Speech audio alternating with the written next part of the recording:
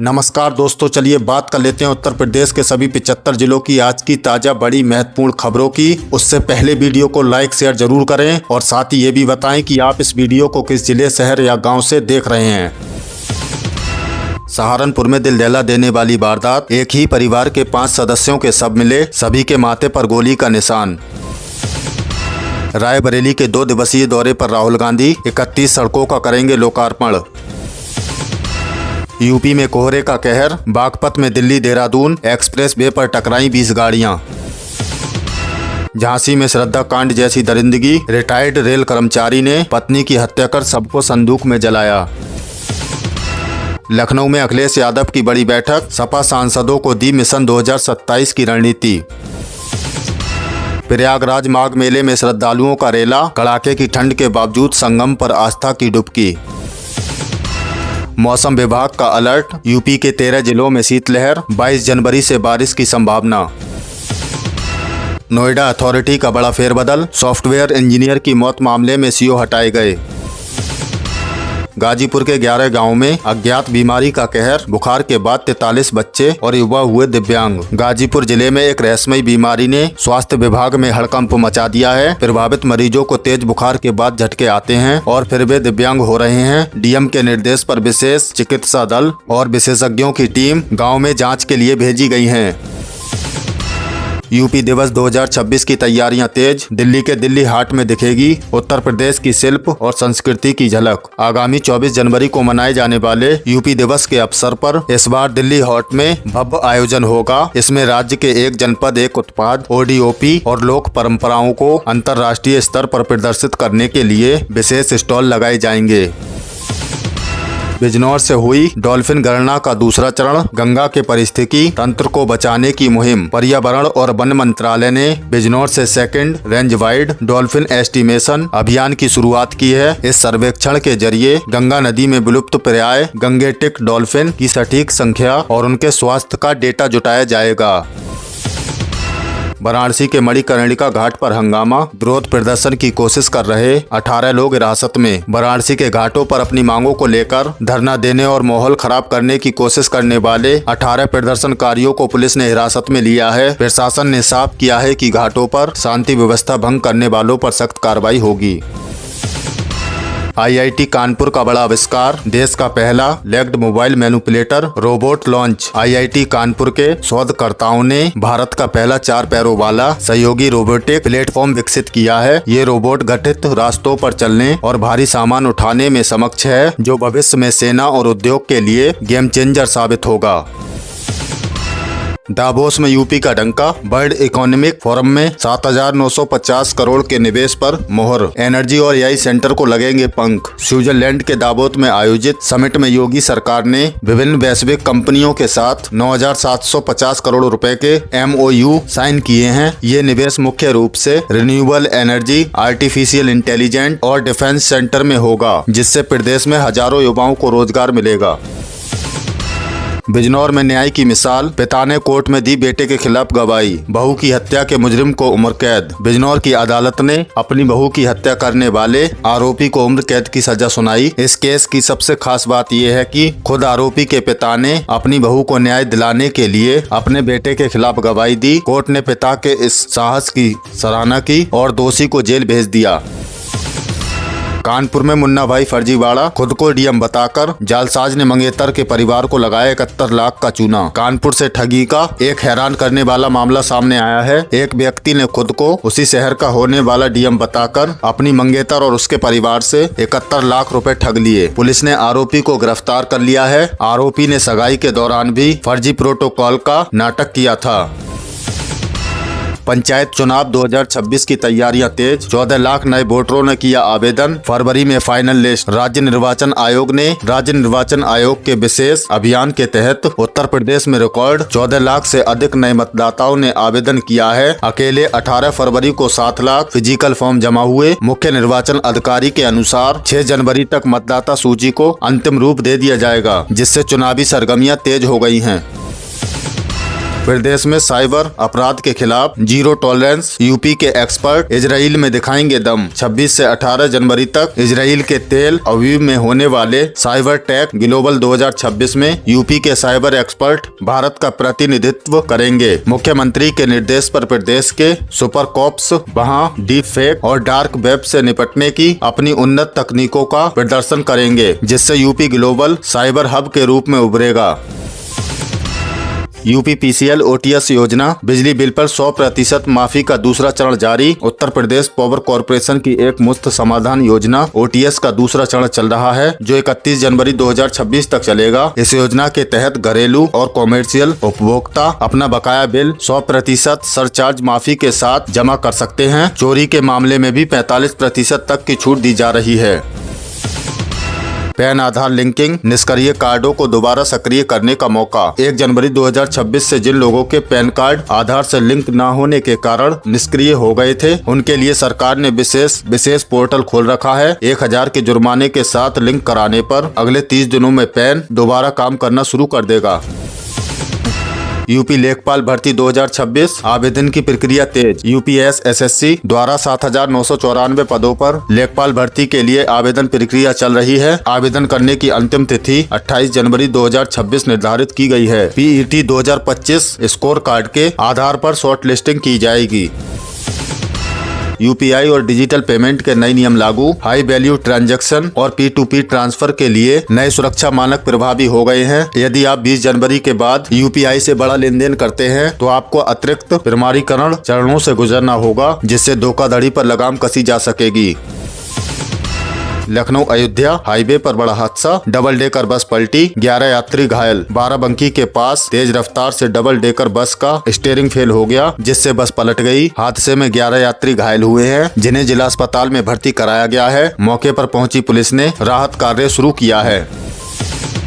मौसम का U turn, 25 जिलों में बारिश का अलर्ट, ठंड से मिलेगी राहत। यूपी में कड़ाके की ठंड के बीच मौसम विभाग ने भविष्यवाणी की है। लखनऊ समेत प्रदेश के 25 जिलों में बारिश की संभावना जताई गई है। मौसम विभाग के मुताबिक इस बारिश के बाद कोहरे और गलन वाली ठंड से लोगों को थोड़ी राहत मिल सकती है। अगर आप भी घर से बाहर निकल रहे हैं तो छाता साथ रखना न भूलें। बिजली उपभोक्ताओं के लिए बड़ी राहत, स्मार्ट प्रीपेड मीटर में 3 दिन की मोहलत। बिजली विभाग ने उपभोक्ताओं के लिए बड़ी खुशखबरी दी है। अगर आपके घर में प्रीपेड मीटर लगा है, अगर बैलेंस खत्म हो जाता है तो आपकी बत्ती तुरंत नहीं कटेगी। विभाग ने उपभोक्ताओं को 3 दिन की मोहलत देने का फैसला किया है, यानी रिचार्ज खत्म होने के बाद भी 3 दिन तक बिजली आती रहेगी, ताकि आप आराम से रिचार्ज कर सकें। ये फैसला तकनीकी दिक्कतों को देखते हुए लिया गया है। RTE के तहत एडमिशन, प्राइवेट स्कूलों में मुफ्त पढ़ेंगे गरीब बच्चे, शेड्यूल जारी। अभिभावकों के लिए काम की खबर, शिक्षा का अधिकार। RTE कानून के तहत यूपी के प्राइवेट स्कूलों में गरीब बच्चों के एडमिशन की प्रक्रिया शुरू होने वाली है। 2026 सन के लिए सरकार ने 3 चरणों में आवेदन लेने की घोषणा की है। इसके जरिए आर्थिक रूप से कमजोर वर्ग के बच्चे बड़े प्राइवेट स्कूलों में मुफ्त शिक्षा पा सकेंगे। तो अगर आप पात्र हैं तो अपना दस्तावेज तैयार कर लें। कानपुर को सौगात, लखनऊ दिल्ली जैसा बनेगा एयरपोर्ट का नया टर्मिनल। कानपुर वासियों के लिए अच्छी खबर है। कानपुर एयरपोर्ट विकास को लेकर नया प्लान सामने आया है। अब कानपुर एयरपोर्ट का नया टर्मिनल बिल्कुल लखनऊ और दिल्ली एयरपोर्ट की तर्ज पर हाईटेक सुविधाओं से लैस होगा। इससे न सिर्फ यात्रियों को विस्तरीय सुविधाएं मिलेंगी, बल्कि कानपुर की कनेक्टिविटी भी बढ़ेगी। व्यापार और उद्योग के लिहाज से ये बड़ा कदम माना जा रहा है। पीएम किसान निधि, संभल के किसानों पर पलट रही है तलवार। अब बात करते हैं किसान भाइयों की। संभल जिले के हजारों किसानों के लिए पीएम किसान सम्मान निधि को लेकर चिंताजनक खबर है। KYC न कराने के चलते हजारों किसानों की अगली किस्त अटक सकती है। कृषि विभाग ने साफ कहा है कि जिन किसानों ने अभी तक अपना KYC नहीं कराया है, उन्हें योजना का लाभ नहीं मिलेगा। इसीलिए किसान भाई तुरंत जनसेवा केंद्र जाकर ये काम निपटा लें।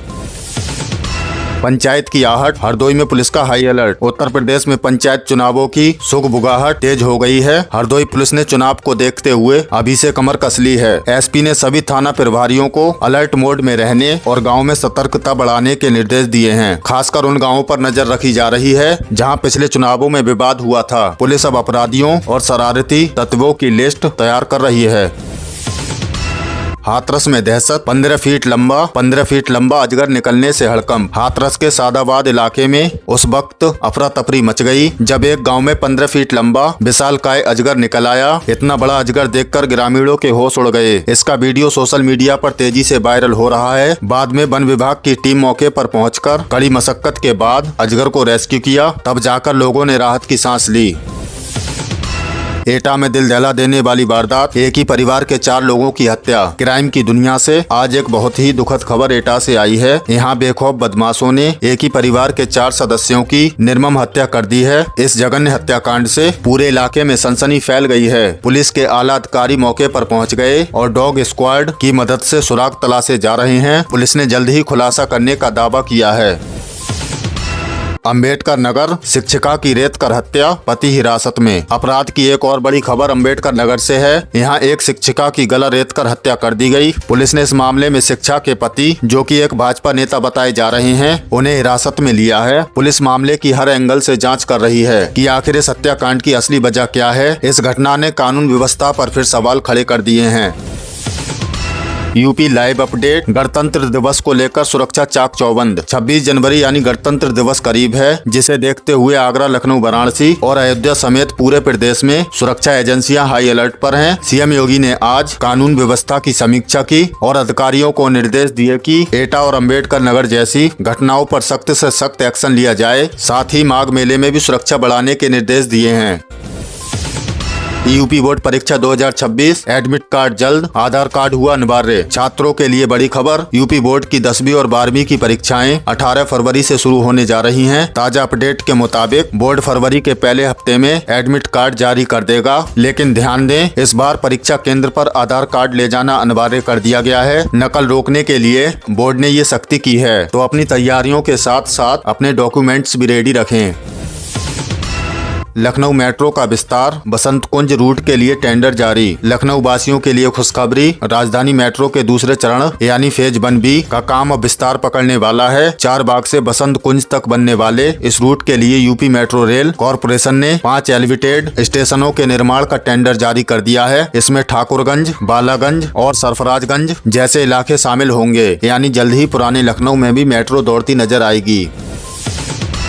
8वीं पास युवाओं के लिए सरकारी नौकरी का मौका, रोडवेज में निकली भर्ती। दोस्तों, अगर आप कम पढ़े लिखे हैं और सरकारी विभाग में काम करना चाहते हैं तो ये खबर आपके लिए है। उत्तर प्रदेश परिवहन निगम ने ड्राइवरों की भर्ती के लिए दरवाजे खोल दिए हैं। सहारनपुर परिक्षेत्र में संविदा पर ड्राइवरों की भर्ती शुरू हो रही है। खास बात यह है कि इसके लिए शैक्षणिक योग्यता केवल 8वीं पास रखी गई है। हालांकि आपके पास भारी वाहन चलाने का लाइसेंस और अनुभव होना जरूरी है। भर्ती प्रक्रिया सीधे होगी, यानी आपको टेस्ट देना होगा। जो युवा नौकरी की तलाश में हैं, वे अपने नजदीकी डिपो में संपर्क कर सकते हैं। ये भर्ती 18 फरवरी से शुरू हो चुकी है, तो देर न करें।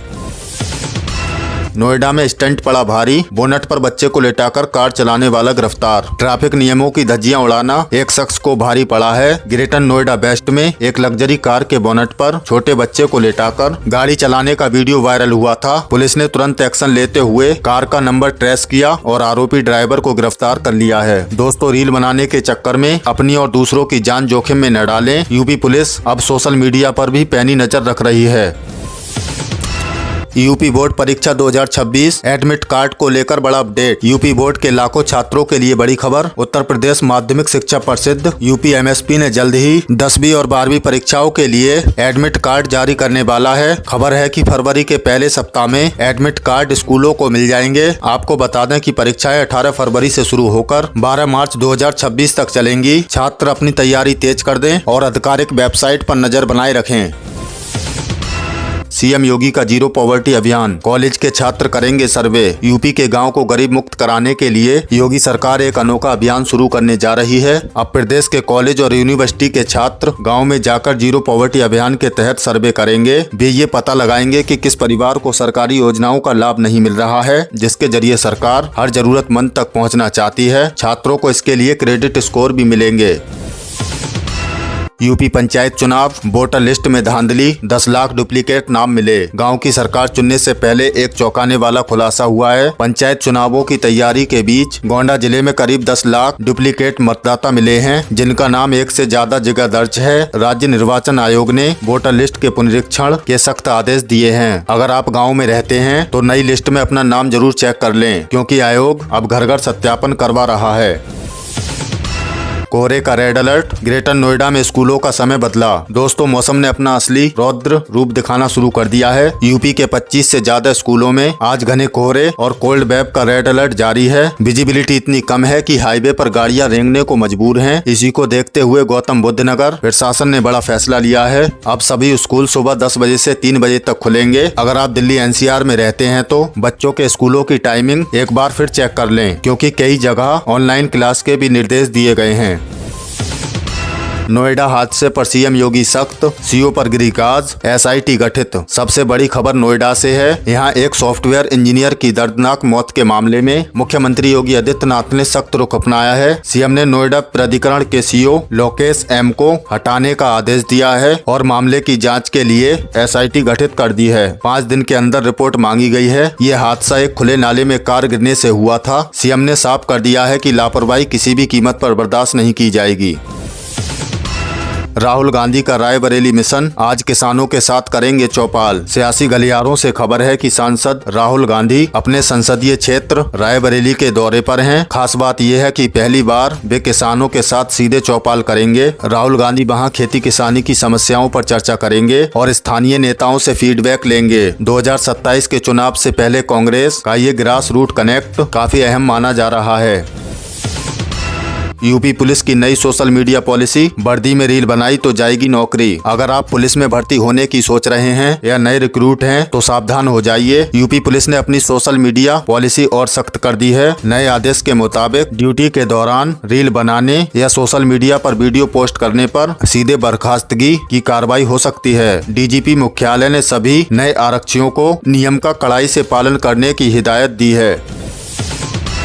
योगी सरकार का जीरो पॉवर्टी मिशन, 1 करोड़ महिलाओं को लखपति बनाने का लक्ष्य। योगी सरकार ने उत्तर प्रदेश में गरीबी खत्म करने के लिए जीरो पॉवर्टी मिशन का बड़ा दांव चला है। इस मिशन के तहत प्रदेश की 3 करोड़ महिलाओं को स्वयं सहायता समूह से जोड़ा जाएगा। सरकार का लक्ष्य है कि इनमें से कम 1 करोड़ महिलाओं को लखपति दीदी बनाया जाए, यानी उनका सालाना आय 1 लाख रुपए से ज्यादा हो। खास बात यह है कि सरकार ने ऐसे 6.67 लाख परिवारों की पहचान की है जो अभी तक किसी समूह से नहीं जुड़े थे। इन महिलाओं को न सिर्फ सस्ता लोन और बैंकिंग सुविधा मिलेगी, बल्कि उन्हें स्किल ट्रेनिंग भी दी जाएगी ताकि वे अपने पैरों पर खड़ी हो सकें। इसकी निगरानी के लिए DM और कमिश्नर स्तर पर कमेटियां भी बना दी गई हैं।